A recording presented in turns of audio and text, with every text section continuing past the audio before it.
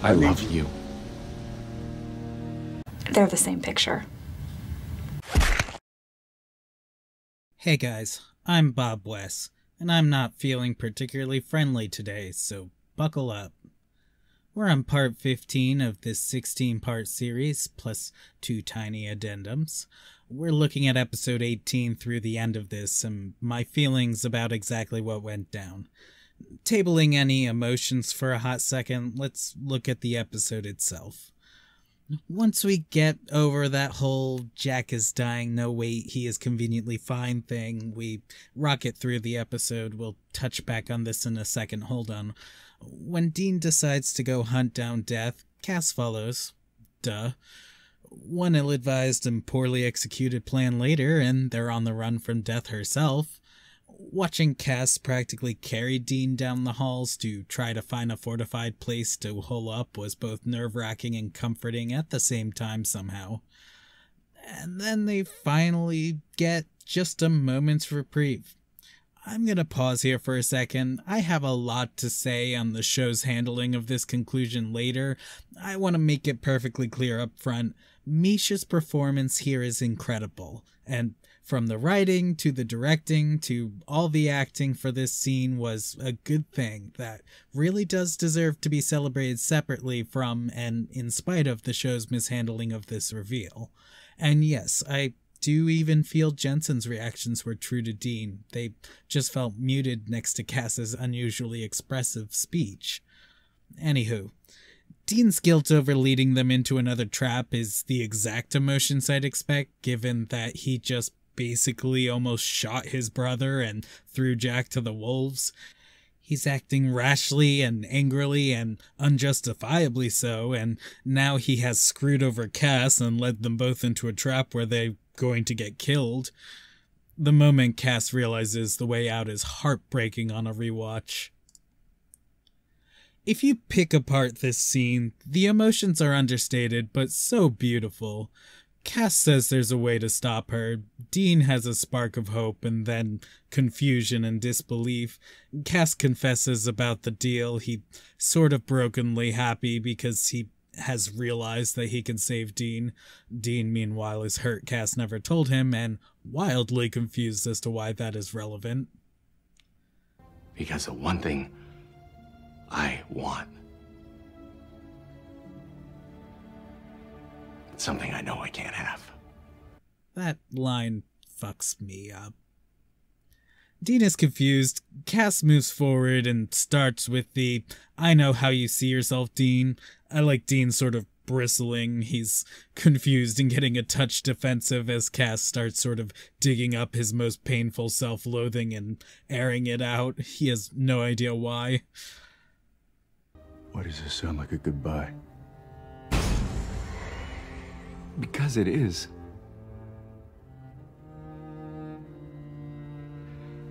I love you.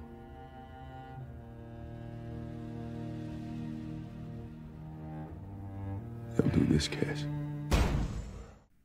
I don't love the "don't do this" Cass line. I don't hate it. The original script just had him say Cass, which I think fit better. "Don't do this" felt a little weird, given that Dean by now probably has figured out that Cass just did what he needed to summon the empty, though to counter it instead with Dean sort of desperately saying his name when the rift opens and Billy busts in. Also, I know, multiple takes, yada yada, this emotion is amazing, and I would have loved to see a bit more of this in the close-ups, but it's impossible to make sure every single take has consistent emotions, especially when tears are involved. I wonder if they both tapped into this naturally or if they had to make them cry artificially. We have all sorts of mean things we can do to actors if they can't cry on cue.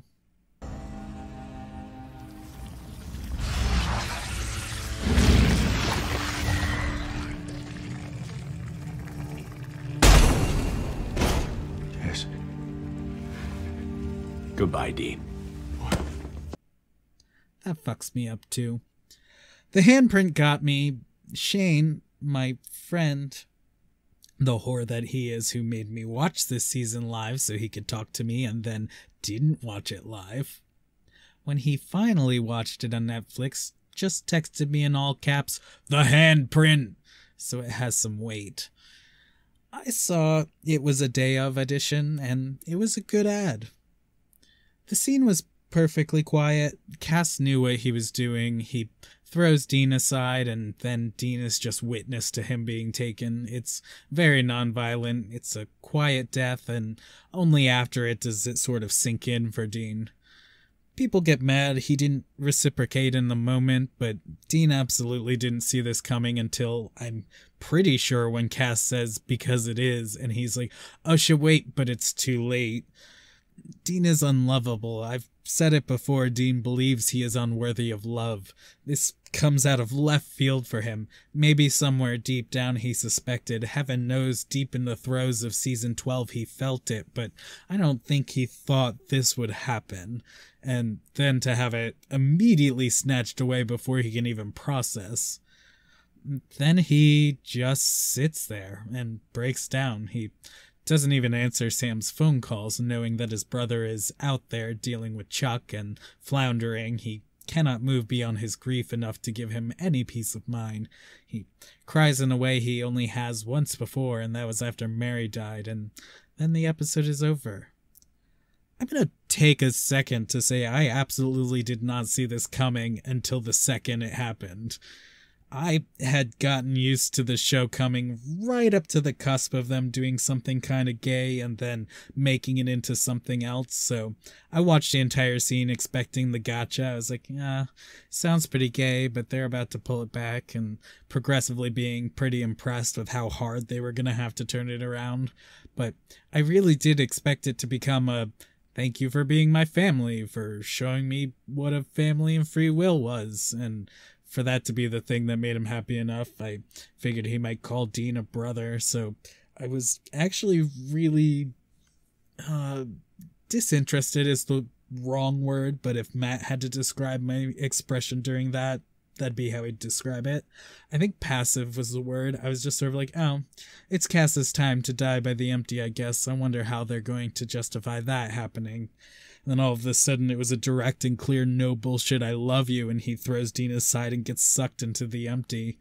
And I straight just blank face stared at the TV as it cut to commercial and like looked up at Matt. If I remember correctly, I just sort of stammered out, I'm like, wait, what? And then didn't say anything until the credits finished. I was just shocked.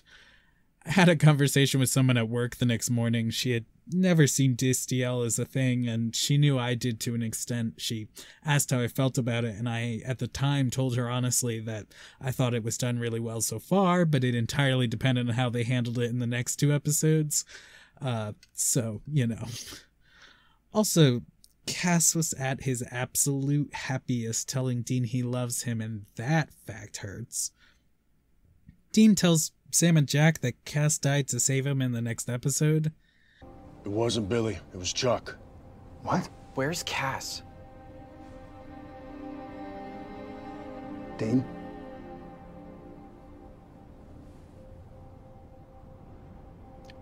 He saved me. Billy was coming after us, and Cass summoned the empty. He took her, and he took him.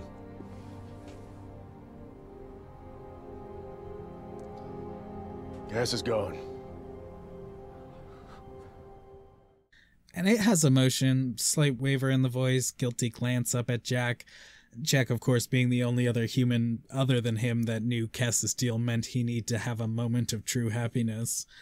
I would have liked a scene where Jack asked Dean what it was, what Cass's happiness was. I don't think Dean would have answered, but I think he would have looked guilty and walked away, but that would have felt like a natural conversation. Heaven knows we could have afforded to spend the time. But first, you gotta put everything back the way it was. The people, the birds, Cass. You gotta bring him back. I really thought we'd get any closure on this. We see a second of Dean falling to pieces, but it's not explicitly because of Cass. The full fucking world was ending. I've said it before, when they settled into the kitchen, I thought they'd talk. I thought Sam would talk about Eileen. I thought Dean would talk about Cass. I don't know if he would have addressed Cass dying for him or their feelings, but I figured there'd be some emotions behind it that would make it feel real. They talk their feelings out. It's so done, it's a trope this show itself has made fun of, but they don't. Lucifer calling us Cass, Dean runs to him, no hesitation, takes the steps two at a time for nothing. And when all is said and done, Jack is God, and Dean doesn't even mention Cass. He demanded Chuck bring back Cass full stop. He doesn't say anything to Jack, who was already making moves to make everything right, who actually cared about Cass. He doesn't even try. Could have tried.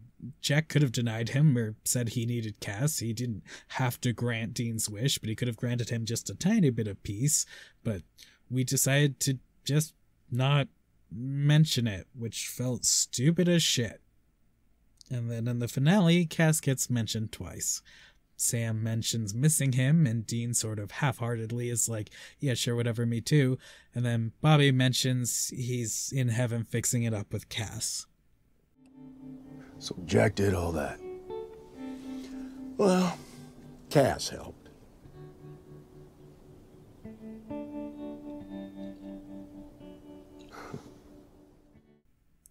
I didn't expect to see Cass with COVID and whatnot, and I know there's a lot of conspiracy over whether or not Cass was going to be in the finale. Some rumors say that Cass was going to be there, and that it was going to be clear that Dean was not in love with him. I think Misha made some offhand comment about Dean finding Cass in heaven, but it was actually just Jimmy. I don't think that was true. Some rumors say Misha was there for the finale filming but was cut. I think it was possible he was there for the filming but not to act in it, just as a friend. I do know that before the plague, Misha reported he filmed his last scenes, and that would have been Despair, so it would have been weird if any of these other rumors were true. Though deciding not to have him in the finale even pre-COVID is weird, and unless they really were not going to have Cass or Jack and really lay their characters to rest ahead of time, which is, again, weird but fully possible and seeming probable.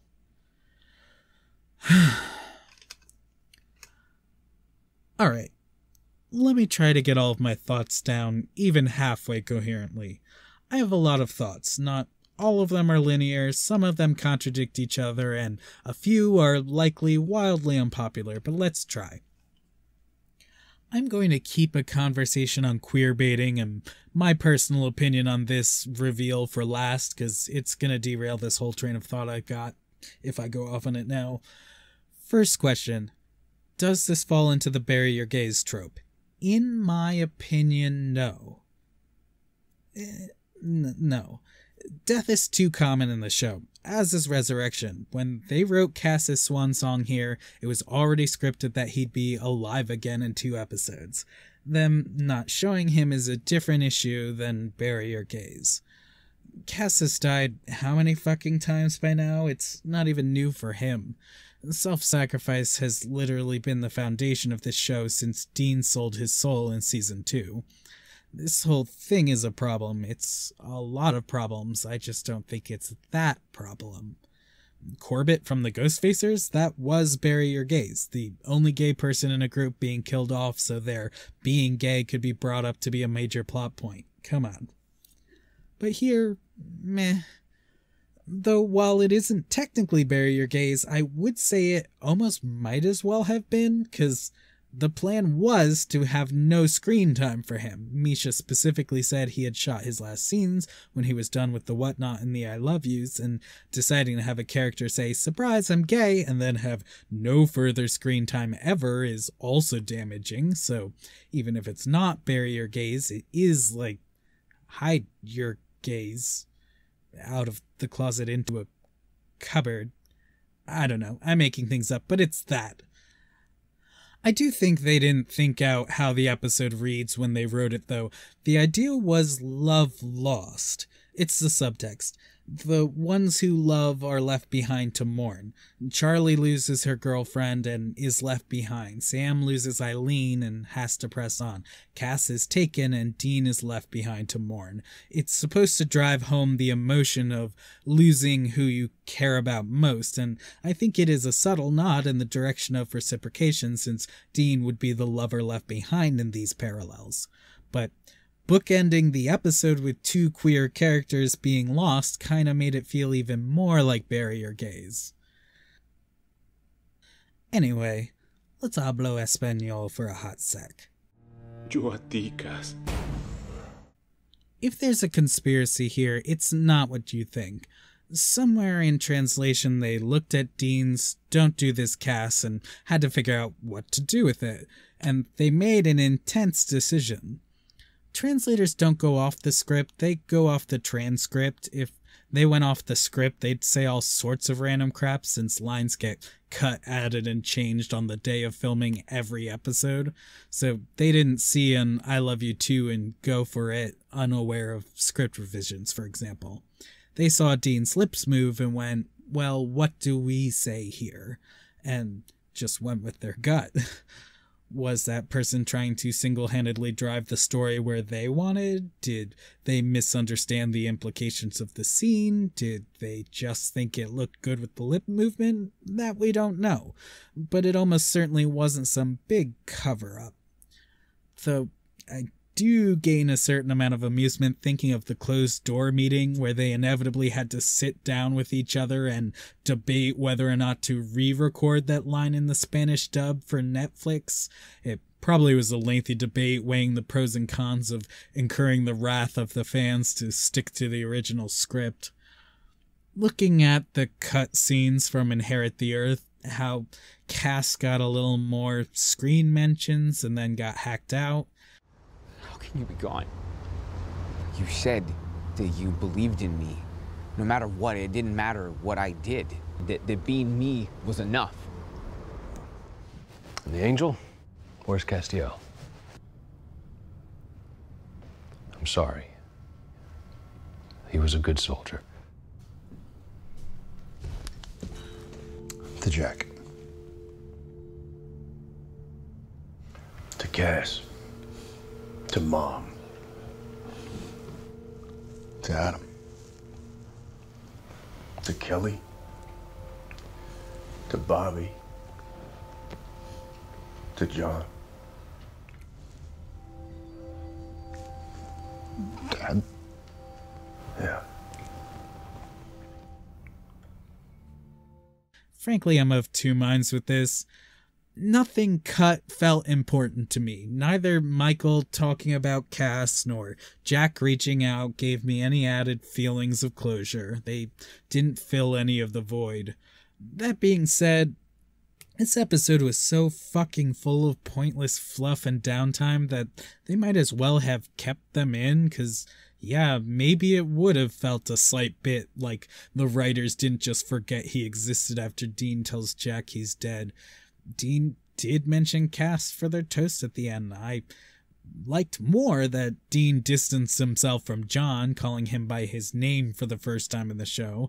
I like to think it's in part due to Cass pressing that he's thought of himself as his dad's soldier this entire time, and helps him realize a bit of how fucked up he was. But the scenes didn't approach fixing this fuck up. By extension, the DVD extras, I didn't really agree that they sort of covered up Misha in any way or downplayed his involvement.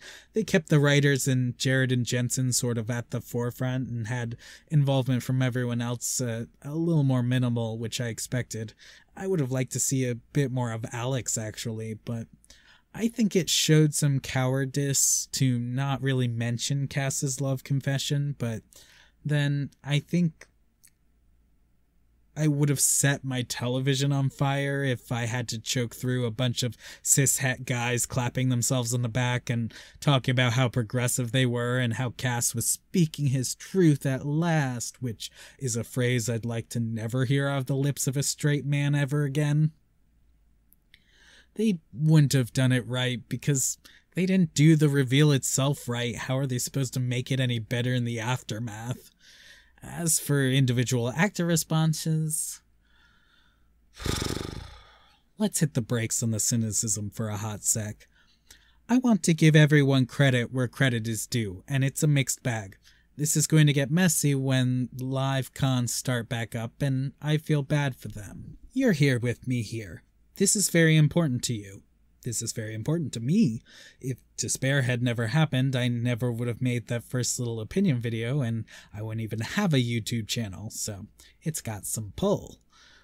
These characters represent over a decade of their lives, whole throttle into it, playing the roles, but entirely at the mercy of wherever the writers took their characters. To try to reduce their entire series experience to this one scene that they likely are contractually gagged from talking about is not fair to any of them, and putting them on the spot at a panel is probably going to be headed off hard by any convention moderators, which is fair. Jensen will keep doing things with Misha and Gish and such because they are friends, and expecting them to address these issues every time they see each other is only likely to make them want to stop doing public appearances together. Do I hope that at some point they'll talk a little more about it? Yeah, I don't know how much they're allowed to. Let's talk about non-disclosure agreements for a hot sec. There is almost a 0% chance that even if Jensen wanted to release those cell phone recordings of Cass's goodbye, a 0% chance that he would be allowed to.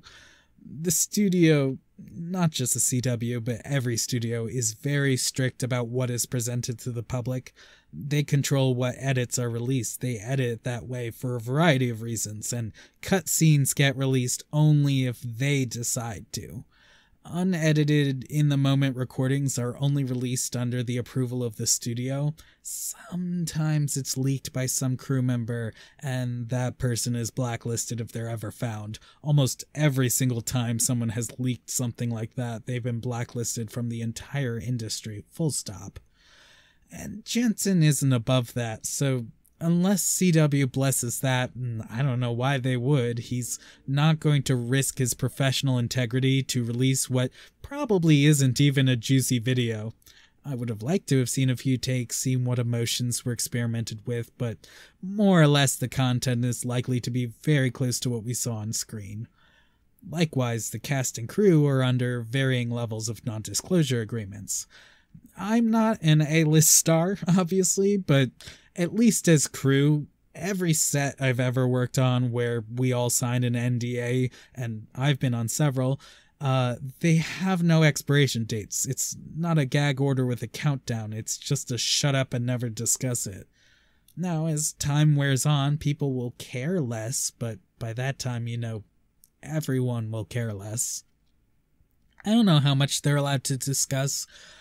Misha seems to be towing the line talking about it, and he is being intentionally vague and very careful for him to say things like, in my opinion, and, well, I think at least for Cass, so why are NDAs even used? A variety of reasons. For a controversial issue like this, it's likely twofold. On the one hand, the studio's washing their hands of the political fallout. If they just do the thing real quick and then immediately act like it never happened, it limits the damage done to their demographic followings.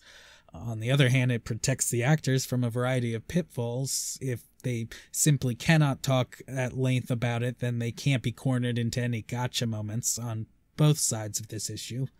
They can't be backed into a corner where they end up saying something for or against it that they either didn't mean or didn't understand.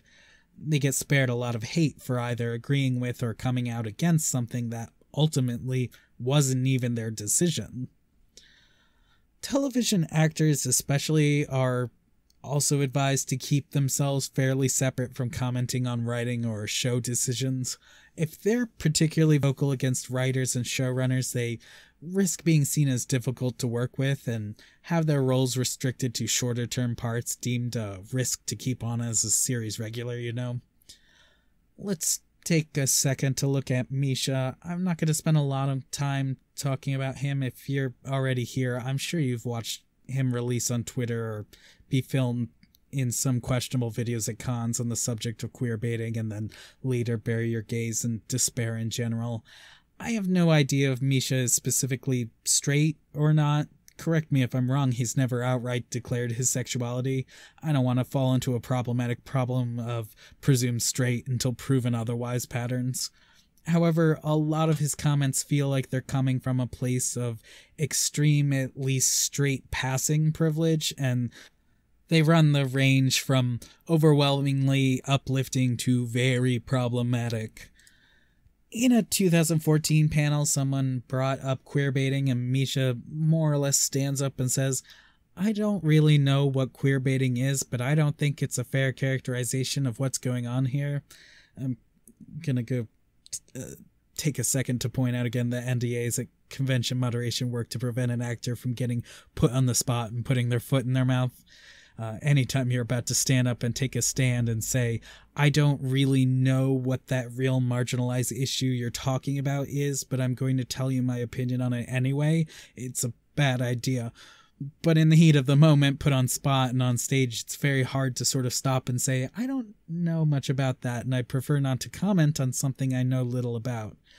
Recently, he got into a bit of trouble releasing a video commenting on the Spanish translator. He commented that the Spanish translation wasn't indicative of a huge CW cover-up, and then goes on to argue that Cass doesn't fall into any insidious Hollywood tropes and that he's irked. It was sort of dismissive encouragement that people look at the good, and sort of spoke to a tone deafness about what queer fans were actually hurt by.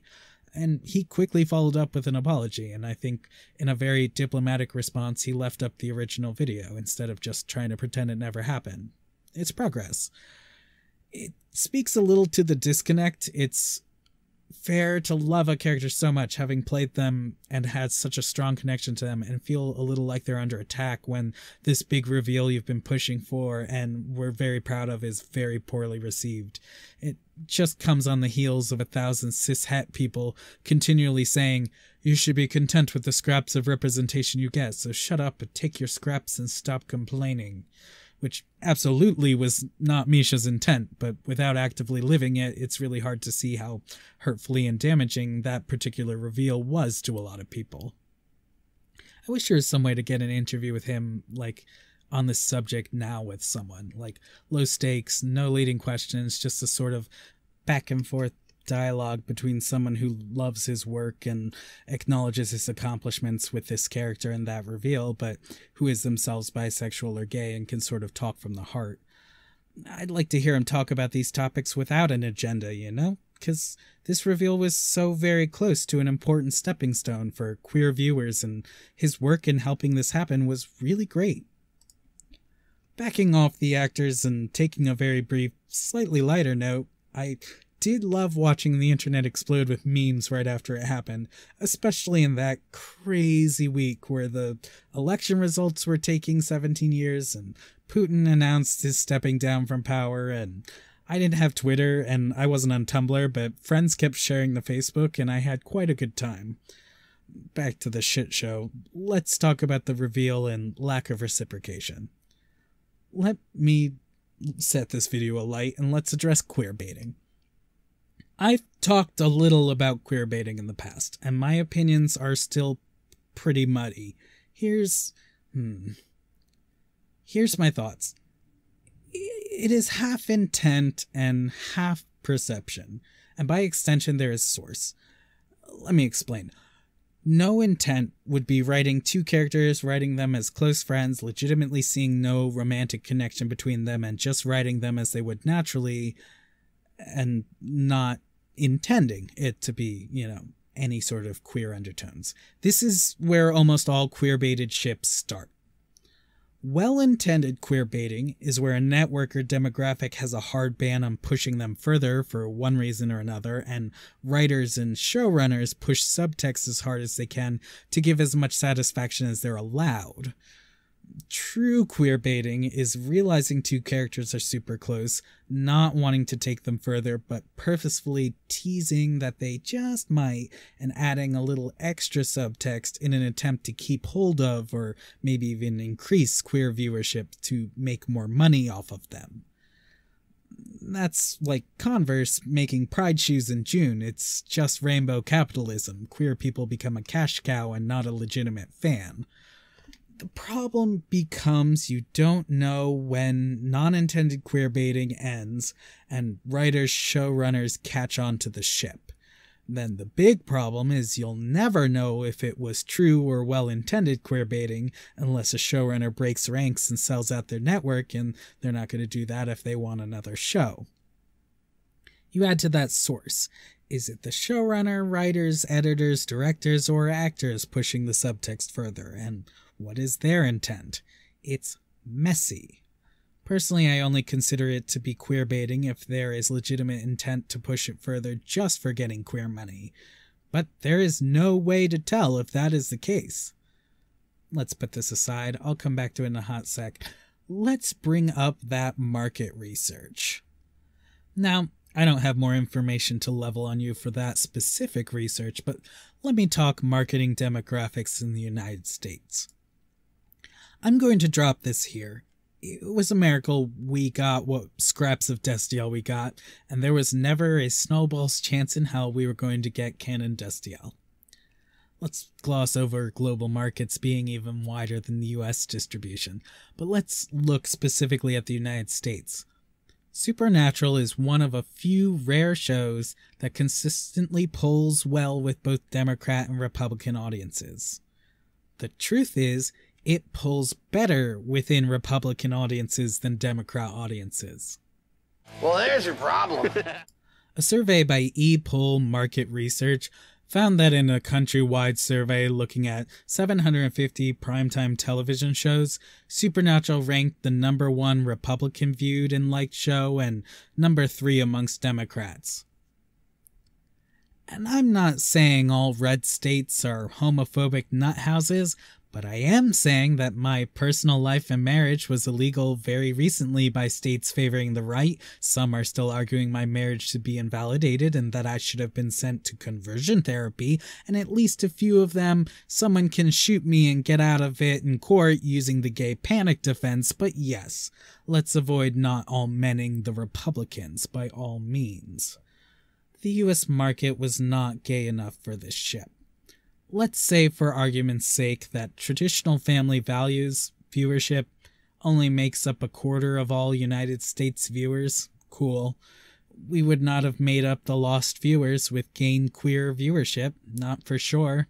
So financially, they were never going to pull the trigger on that, and they were never going to let these guys talk about it, because if they don't want to risk someone confirming or denying it further, because that might alienate people from rewatches, they get their money from every rewatch, from every DVD sale, from all merch sales, from conventions. They don't want to lose large swaths of people even as, or probably especially as, the show ends. Yes, they're pandering to bigots. Hell, yeah, they're pandering to the gays. They're pandering to any last person on planet Earth that they think they can gain enough favor with to get a view, because they're a company operating within a capitalist society whose goal is to get as much money as possible. Writers and actors can push the line in politics and humanitarian issues, but they have to convince a board of people who are beholden to the network and ratings to do it. And I'm not standing up and railing against the CW or Warner Brothers or whatever in particular. The network is just comprised of a group of people who are trying to gather money, throw it at television shows, and get enough money back to rinse and repeat. And this is currently how you have to do it. There is no clear-cut singular villain in this story. And hey, before you stand up and say, hey, gay people existing shouldn't be a political issue, I fucking wholeheartedly 10,000 goddamn % agree, but there are still a whole truckload of bigoted jackasses with their heads shoved so far up their assholes who believe LGBT people existing is a liberal move. And I'll talk about in my bisexuality piece, but for now I'm just going to add on that a lot of doubts of Dean's bisexuality still come from that bigoted and misinformed and sometimes even subconscious idea that bisexual men are actually secretly gay. It's why you keep fucking seeing posts like Dean isn't bisexual, he loves women. Like, no shit, you dumb fuck. I might be nicer about that in my other piece. I'm having a bad day. Coming back to the discussion of queerbaiting and Supernatural, the demographic further makes it unclear if they were pushing it as far as they could for us or if they were teasing us on purpose. But here, just standing here in my own opinion, and I know I don't share it with everyone, but I do know I share it with a lot of people, I would far rather have had no confirmation of Destiel at all than have the half-assed dumpster fire that was the ending of Despair. I never thought Supernatural was super hard queerbaiting because I knew the audience. I knew how ass backwards our country still is and how much worse it was recently. I worked in theater companies in New York State with gays who could not get married by law not terribly long ago. Gay marriage was only nationally recognized 3 years before my own wedding. I watched too much of the country stand up and say Trump should be our leader because he has their values at heart. I'm aware of how unbelievably fucked and shitty this whole crap show is, and I knew that this show would have been running a huge risk to confirm a lead male is bisexual, and I mean legitimate may not get renewed risk. Was I upset that of 4 co-stars, only one of them got to be openly bi or pan, and it was falling into age-old tropes of queer-coding villains? Yeah. But I knew where the show was coming from, so I wasn't upset. I was really happy with the subtext as strong as it was because I knew. And then they did this shit. I'm not using the term homophobic lightly, but it really was. Queerbaiting on this scale is incredibly homophobic. When it is subtext, fine, shit, whatever. But you had half of a ship stand up and say I love you, and the other half say nothing, never address it one way or the other. It would have been less of a queerbait for Dean to reply with ew, gross, than to never mention it or struggle with it ever. It's not like Dean was going to jump right on board. He wasn't going to grab Cass for a passionate kiss. He wasn't going to know how he felt entirely. There's a lot of internalized homophobia he has to wade through, and I don't think he would have felt real if he had him figure it out in 2 episodes. But they backed themselves into a corner and set up a situation where he had to come to terms with it. And if you don't have the balls to pull the trigger one way or the other, which they clearly didn't, they cannot do the setup. Finish it or don't start it.